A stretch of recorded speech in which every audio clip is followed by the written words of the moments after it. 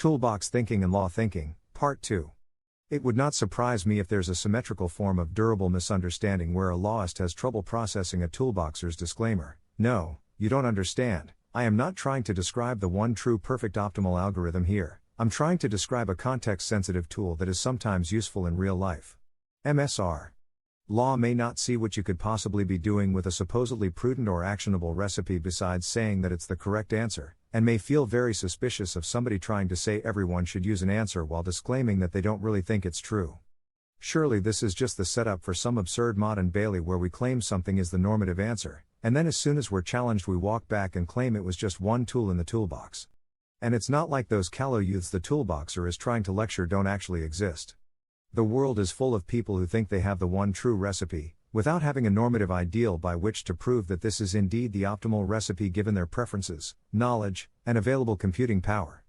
The only way I see to resolve this confusion is by grasping a certain particular abstraction and distinction, as a more lawfully inclined person might put it.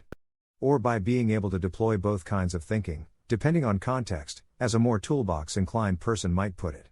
It may be that none of my readers need the lecture at this point, but I've learned to be cautious about that sort of thing, so I'll walk through the difference anyways. Every traversable maze has a spatially shortest path, or if we are to be precise in our claims but not our measurements, a set of spatially shortest-ish paths that are all nearly the same distance. We may perhaps call this spatially shortest path the best or ideal or optimal path through the maze, if we think our preference for walking shorter distances is the only pragmatically important merit of a path. That there exists some shortest path, which may even be optimal according to our preferences, doesn't mean that you can come to an intersection at the maze and just choose whichever branch is on the shortest path. And the fact that you cannot, at an intersection, just choose the shorter path, doesn't mean that the concepts of distance and greater or lesser distance aren't useful. It might even be that the maze owner could truthfully tell you, by the way, this right-hand turn here keeps you on the shortest path, and yet you'd still be wiser to take the left-hand turn. Because you're following the left-hand rule. Where the left-hand rule is to keep your left hand on the wall and go on walking, which works for not getting lost inside a maze whose exit is connected to the start by walls. It's a good rule for agents with sharply bounded memories who can't always remember their paths exactly. And if you're using the left-hand rule, it is a terrible, terrible idea to jump walls and make a different turn just once, even if that looks like a great idea at the time, because that is an excellent way to get stuck traversing a disconnected island of connected walls inside the labyrinth. So making the left-hand turn leads you to walk the shortest expected distance, relative to the other rules you're using. Making the right-hand turn instead, even if it seemed locally smart, might have you traversing an infinite distance instead.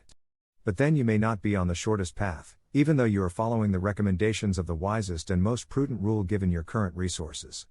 By contemplating the difference, you know that there is in principle room for improvement. Maybe that inspires you to write a maze mapping, step-counting cell phone app that lets you get to the exit faster than the left-hand rule. And the reason that there's a better recipe isn't that no recipe is perfect, it isn't that there exists an infinite sequence of ever better roads. If the maze owner gave you a map with the shortest path drawn in a line, you could walk the true shortest path and there wouldn't be any shorter path than that. Shortness is a property of paths, a tendency to produce shorter paths is a property of recipes.